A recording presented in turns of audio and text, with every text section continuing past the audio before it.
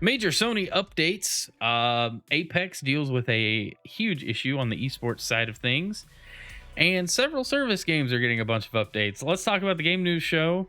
Well, let's talk about the game news in the game news show, I should say. Welcome. I want to start off with a sort of apology for getting some stuff wrong. Last week, I talked about Final Fantasy VII Rebirth doing well in sales and surprising. And then I got some comments saying, well, nope, that's misinformation because it's not selling as well as Final Fantasy VII Remake did. And so to those people, I say you're partially accurate because I went back and looked. And while my source didn't mention this stuff, and you can go back and watch it, look up the article too. That's fine. It's not selling as well as Final Fantasy 16 did. It's not selling as well as Remake did because it's only on PS5 and, you know, Remake launched on PS4 and then relaunched on PS5. You know, there's no way to compare those. The Final Fantasy 16 side, I don't really know. But I do want to start with a like semi-correction in that the sales are behind, but it's still, this is a March 7th article. It sold 262,656 copies as of release day up to when this came out.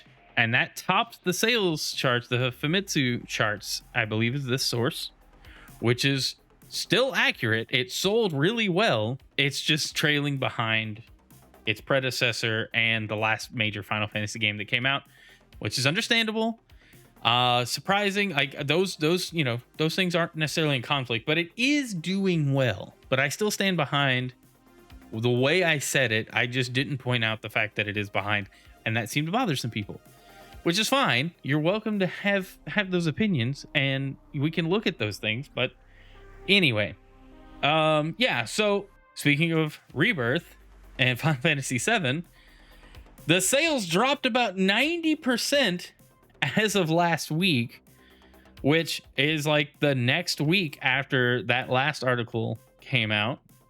It went from 200,000 copies to 24,000 copies sold the week March 4th to March 10th, which is an insane drop. This comes from Insider Gaming, and that is wild because it's a good game from what everybody says.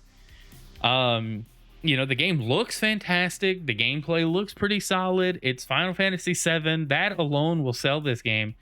I just think it's a time where there's a lot of other things going on, and games have crept up in price over the last few years, and people are being picky with how they spend their money. You also have the install base of the PS5 compared to the PS4, and how a lot of people are still playing on PS4 even to this day. So there's that. Is Rebirth a sequel? It is a sequel to Remake. So it picks up right where Remake ends, from what I understand. You probably need to play Remake to understand Rebirth, which I've played neither. As soon as I have a way to like reasonably play these, I will be playing them. But this comes at a time where we talked about last week where the PC version of Final Fantasy 16 is in the final stages of optimization. It's coming very soon, meaning probably in the next 6 months, I would say. But it's just weird how this game isn't selling as well. But we'll have the PC launch supposedly soon for Rebirth as well. We'll see how it does. I think I've seen more people playing Final Fantasy VII Remake on PC than PlayStation, just in live streams and stuff. And I think that's just because PC gaming is popular and people will do that. I don't know why. I'm not a big PC gamer myself. I would rather play it on a console. I have said that stuff before, but it's interesting that this game dropped so hard in sales all of a sudden. I don't fully understand why or what the reasoning could be, but my guess is just the financial state of everything else right now is where we're at. Moving on. Final Fantasy 14. Final Fantasy taking over the news today, getting off to the start. On Xbox, Final Fantasy 14 has a unique currency that must be bought from the Microsoft Store before spending in-game. This is courtesy of IGN. This is a weird one. Basically, Square Enix published a blog talking about a currency called Final Fantasy 14 coins. And basically, where you would just spend real money in the PC or PlayStation versions of these games. You first have to buy coins, and I don't fully understand their reasoning, but it's used for subscriptions and everything else. And I feel like they just had a strange conversion or misunderstanding of Microsoft's system, because I'm pretty sure you could just why couldn't you subscribe on their website directly and just have your account linked? I don't know. I don't understand why they would do this. This feels like back when Xbox Live on 360 launched and the 360 had come out, and we had Microsoft points and Wii points and PlayStation bucks, and PlayStation, like, you could just link your card directly and spend regular money.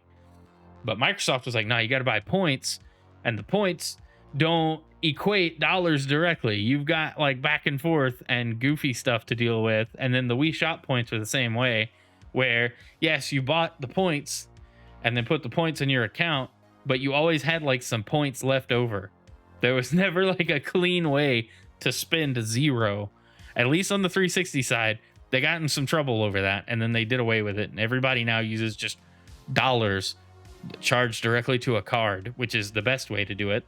But anyway, so yeah, weird thing for Final Fantasy 14 to do. I don't fully understand what the thinking is here and why you couldn't just link the charge to like a PayPal account or something. But it is what it is. Yeah, Nintendo Gold points are good. That's rewards though. Back in the Wii and 360 era, you had to buy points with your money to spend money on the shops. You couldn't just link your card and that comes straight out. Anyway, moving on. In a weird crossover, Sega did buy Rovio. We knew this was inevitable, but they like did this now, and now Angry Birds is showing up in Sonic Dash on mobile, and Sonic stuff is in some Angry Birds games, which I didn't know still existed until Sega really bought Rovio and all of that. I've not kept up with the world of Angry Birds, and rightfully so, because I kind of felt like the game came and went, but it's still around. It's still very popular. So it's cool. They're doing this. They're making the most use of their platforms here and their titles.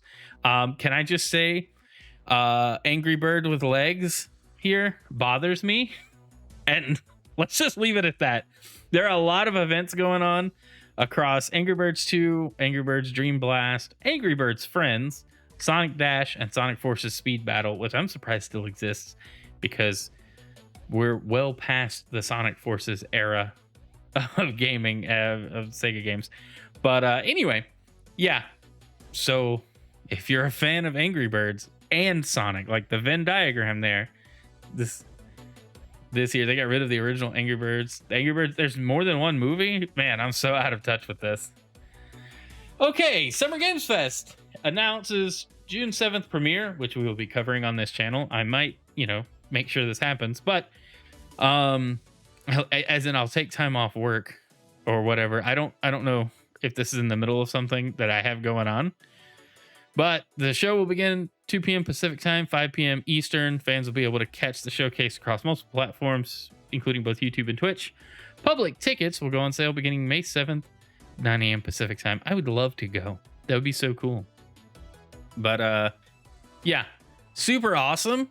We knew it was coming, but it in the void that E3 has left behind, Summer Games Fest has shown up to do the thing that E3 did, just to me not as good. It definitely lasts a lot longer. There's a lot of things all throughout the summer where we talk about Summer Game Fest, but I feel like I miss most of those announcements because it's from things that I personally am not interested in talking about or watching, but there's a lot of it. But I'm excited. We have Summer Game Fest has returned yet again. And I think it'll be good, especially without E3. People, smaller devs and studios will be looking for platforms to stand alongside each other and showcase their games. And maybe we'll have big events and big reveals. We'll see. I'm sure there's a lot of plans in the works. All right, moving on. Major Overwatch 2 news in a developer update today. So summary, hero releases. So starting in the next season, right now we're in season 9. In season 10, all new heroes will be immediately unlocked when they launch. So no more buying heroes or buying the battle pass to unlock the hero. You just get the heroes. This is awesome, and I'm very excited for this because it means that there's not going to be like an imbalance of pay to play players, and free to play players. Anyway, you'll all just be able to use the same characters, and hopefully other hero based games, Apex Legends, cough cough, will take note of this and just make all their heroes free going forward. Which, if you play enough Apex, you're not buying the heroes with gold anyway. So this was a smart move. They're also changing up how mythics work. You'll be able to unlock previously released mythic skins in its own mythic shop, and I'm actually really excited for that. It sounded like you'll be able to unlock them and not necessarily have to buy them, but you can unlock them through maybe challenges or different things. I don't know all the details of that, but hopefully it's not some convoluted process to go back and get them. Then starting season 10, challenges and coins. You will earn coins as you progress through the free and premium tracks of the battle pass, making them easier and more consistent to earn, and increasing the number of coins you can earn for free from 540 to 600 coins per season. And then weekly challenges will now reward battle pass XP, be more flexible. That's cool. You know, that's awesome. They're making further changes to the gameplay, which in season 9, which is the current season, we saw a bunch of changes which I failed to cover on this channel, but they changed like projectile sizes and hitbox sizes, and honestly the game feels really good. That's why we're playing it tonight after we're done with game news. So I'm actually really pumped for this. And then they talked a little bit about maps and how they'll be reworking some maps instead of just making new maps. And there's a new map coming, but they will be reworking maps as well. So I'm super excited. It's just a little of both. They're not just fixing, they're updating, but they're keeping it moving and making some solid updates. And I'm really excited for the state the game is in. They talked about being set to hit 10 million players. They mentioned it in the video. I don't think they mentioned it here, but it's super awesome. Since the launch of Overwatch 2, the game's been full of controversy and issues, and people have come and gone. I know I definitely felt like at the launch of Overwatch 2, they changed it too much for me to stay interested, and now I'm glad they've moved on. And we are moving on as well. So if you're a fan of Apex Legends, they got a major issue during the Apex Legends Global Series regional finals. They were postponed because of a hack that happened mid-tournament. This hack included giving players wall hacks, movement issues, or movement hacks, auto aim assist things. Basically, they went in, hacked players during the tournament, and messed up the game for everybody. This is a major issue because the entire finals were canceled, and it really stinks for those esports teams that have been working hard making it this far. But it also speaks to the larger issue with a lot of multiplayer games and how easy these kinds of hacks are, how easy they are to push into the game itself, especially being online. Like these, even, you would think these tournaments would be in like some kind of closed, isolated VPN situation so that nobody, would deal with this. And yet here we are. This actually happened. This was witnessed mid-tournament. And it's insane. It's unfortunate for the teams. It's unfortunate for the devs having to deal with this. But hopefully some good comes out of it. I believe they've said there's not an issue with easy anti-cheat, which the game does use. But it does speak to a lot of issues, maybe with Apex Legends itself. I think the industry as a whole has an issue with online cheating, so maybe some good will come out of this quick, but I really don't know what to make of this. Hopefully they get it figured out, though. All right. In another service game, we haven't talked about Halo Infinite in a while. A new patch was launched Today, March 19th, at the time of this recording, they reworked the network model to match what they've been using in Firefight, which is great because now you won't be desynced from the multiplayer servers easily. They've added easy anti-cheat on PC, which I thought they already did. I thought this was already rolled out, so it's weird, but it's there. Go ahead, which we just talked about with Apex Legends. And then they're talking about changes to ranked and custom firefight modes. Bunch of big updates here, and definitely worth checking out if you've not picked up Halo Infinite in a while. And now's a good time. I think that network update is definitely a big deal because for the longest you could get out of sync and think you're hitting somebody or you're getting hit around corners and you shouldn't be. They said this will reduce that, so I'm very much looking forward to that. Definitely gonna try it out at some point in the next week or so just to see how it feels to play. Let's get on to some major Sony news as Sony hits pause on PSVR 2 production as unsold inventory piles up. So basically, Sony has stopped making new PSVR 2 units to sell through existing inventory. And I think this is just because, again, things are expensive and people aren't going to buy something that they don't need in favor of maybe something else that they don't need that's cheaper. You know, people are already spent a good bit on their PlayStation 5. VR2, I don't think it has a strong enough library to make me want to buy it. Plus, it's locked only to the PlayStation console. Whereas if you get an Oculus, you can hook it up, or a Meta Quest. Sorry, Oculus is no longer a thing, but Meta Quest, hook it up to your PC or use it standalone. Apple Vision Pro is a whole standalone thing, although it's not really a gaming device. It's more of just a different device. The PSVR needs more utility. It definitely needs to be, you know, we talked about them rolling out PC compatibility at some point. That needs to happen. I don't want to buy a VR headset that locks me into one thing and then there's not a big library for it. Whereas if this works on PC and maybe those PSVR games can now come out on PC, you know, that's a bigger audience right there. But it's very interesting that they were talking about the sales were good initially and now they've slowed down this far. But I think your biggest thing is the economy right now. People aren't spending the money on some of this stuff if they don't have to. There's no reason to. Let's see. Saving for a Quest 2. I would say check out the Quest 3 if you can. And then there are rumors. I didn't cover it here because I don't really like covering rumors, but there are rumors of a like Quest 3 Lite coming out that has some scaled back features, but seems like it would be a Quest 2 with some Quest 3 hardware in it. Bring back unique controllers like the motion controller. Maybe, you know.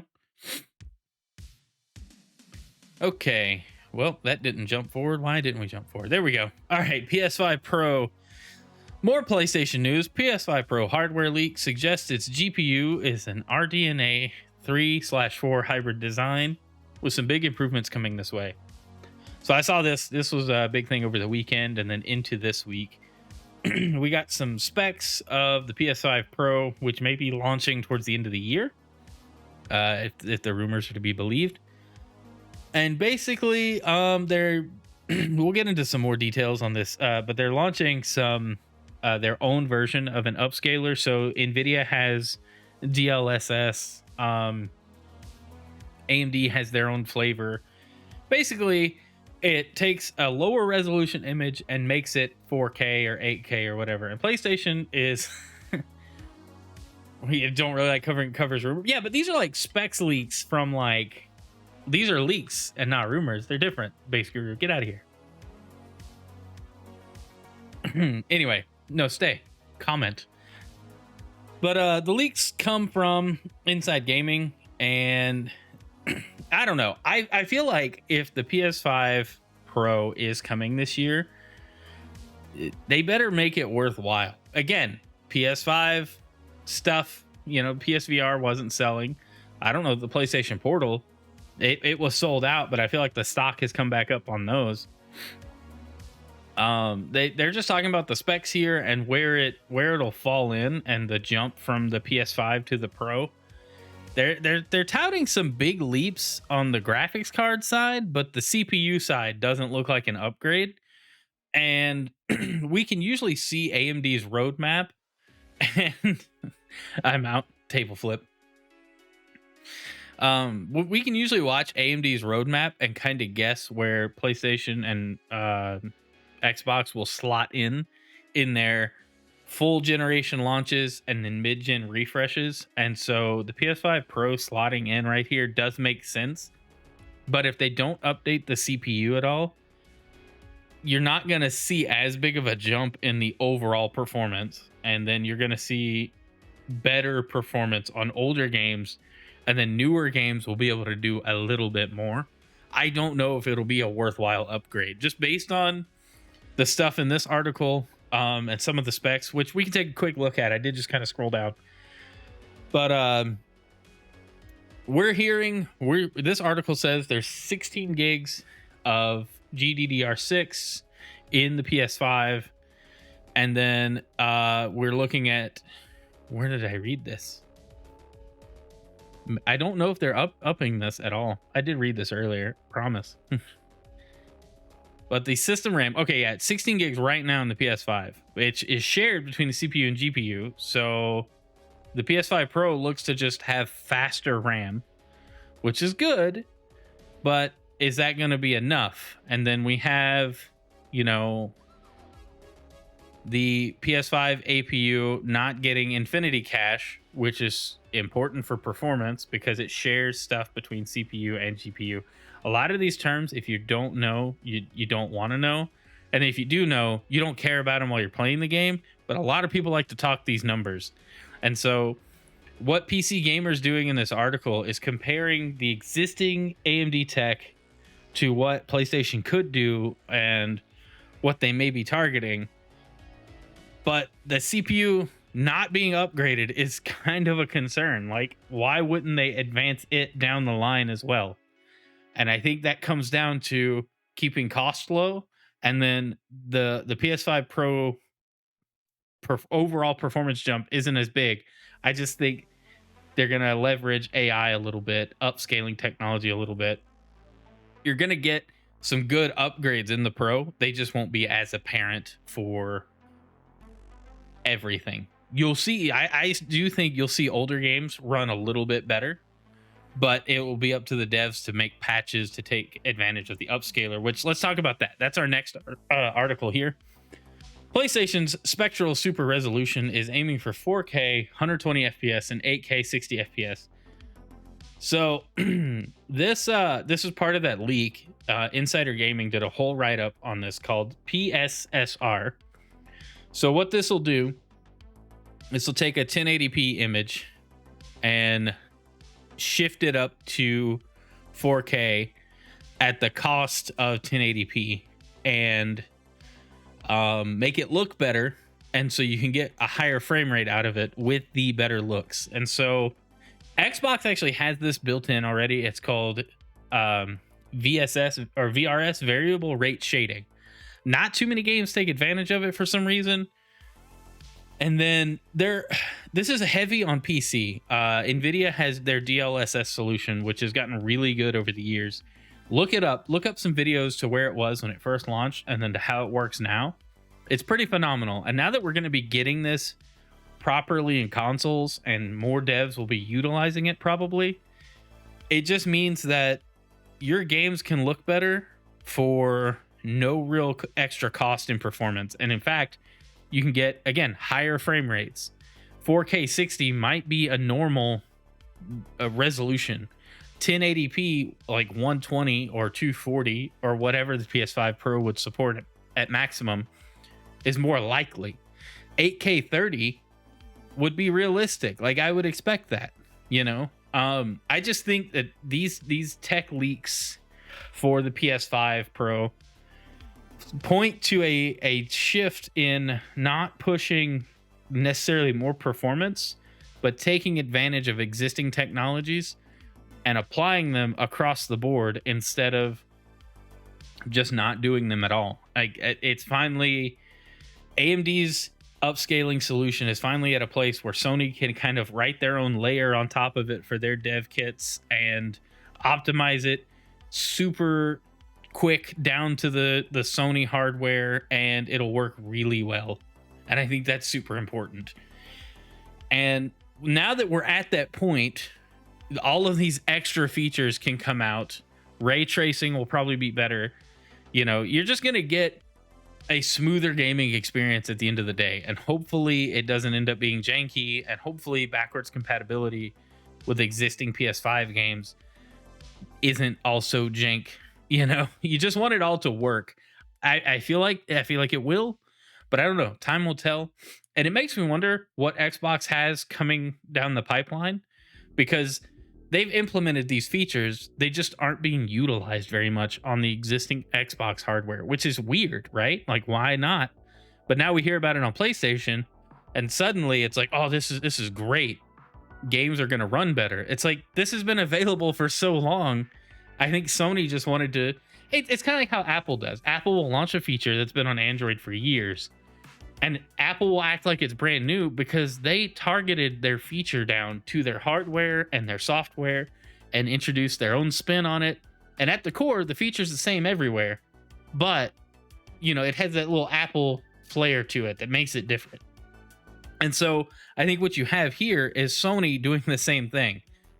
Their Spectral Super Resolution is their take on this adaptive resolution, and adaptive resolution is a separate thing, but anyway, it's gonna make games better for a lower budget, which just means cloud gaming can be better, in-home streaming can be better. Like, it's gonna improve across the board. So definitely worth checking out. We'll keep an eye on what Sony does. Hopefully we get an official announcement, maybe at Summer Games Fest.